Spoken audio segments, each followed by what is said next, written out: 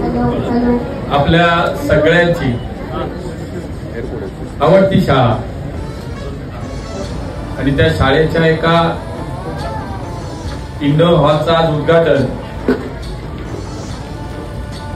पावसात खूप वेळ तुम्ही बसलाय त्यामुळे तुम्हाला जास्त वेळ आम्ही काही भाषण देणार नाही. या प्रवरा स्कूलच्या इंडोर हॉलचं आज उद्घाटन झालं असं मी जाहीर करतो. आमचे मार्गदर्शक आदरणीय विखे साहेब जे या जिल्ह्याचे पालकमंत्री आहेत, राज्याचे ज्येष्ठ मंत्री आहेत, माझे मित्र सुजय दादा आणि उपस्थित सर्वच मान्यवर. गाडी देताना मला साहेब सांगत होते की मी स्वतः या शाळेत शिकलोय आणि म्हणून मला असं वाटतं की इतकी काळजीनं या शाळेची देखभाल करतात स्वतः ताई जी स्कूल चालवते, ही संस्था पाहते.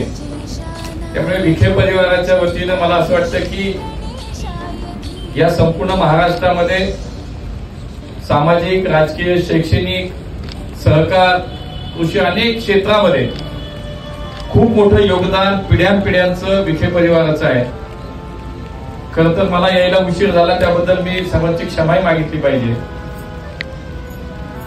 मी ज्या खात्याचं काम करतो त्या खात्याचं मंत्रालय दिल्लीमध्ये आहे आणि त्या दिल्लीच्या देशाच्या सहकार मंत्रालयाच्या कार्यालयामध्ये पद्मश्री विठ्ठलराव विखे पाटलांचा फोटो आहे.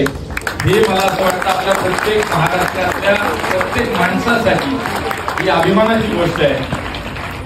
आणि अशा या मी म्हणालो तसं की सर्व क्षेत्रात ज्यांचं मोठं योगदान आहे अशा या विखे परिवाराच्या वतीनं अनेक कार्यक्रम आजही होते. 125वी जयंती पद्मश्रींची आहे आणि त्या निमित्तानं अनेक कार्यक्रम होत आहेत. त्यातले आजही काही कार्यक्रम होते. काही साहित्यिकांना दरवर्षीप्रमाणे गेल्या अनेक वर्षाची परंपरा आहे की पुरस्कार दिला जातो, त्यांना सन्मानित केलं जातं. तोही कार्यक्रम आज होता आणि आपल्या शाळेच्या या हॉलचे उद्घाटन होतं. त्यामुळे अधिक वेळ तुम्हाला पावसात बसवायची आमची कोणाची इच्छा नाही. पण पाहुणा आलाय, दादा म्हणत होते चला आपण लगेच जाऊ, पण मी म्हणालो की आता बोलायला नको, सगळे थांबले. तर पाहुणा आला, त्याला बोलताच येत नाही की काय असे व्हायला नको. म्हणून केवळ तुम्हाला सगळ्यांना शुभेच्छा. मी पुन्हा एकदा सगळ्यांची दिलगिरी व्यक्त करतो आणि या सर्व उपक्रमांना मी मनापासून शुभेच्छा देतो. 125वी जयंती पद्मश्रीची त्यानिमित्ताने त्यांच्या स्मृतीस विनम्र अशा पद्धतीने अभिवादन करतो.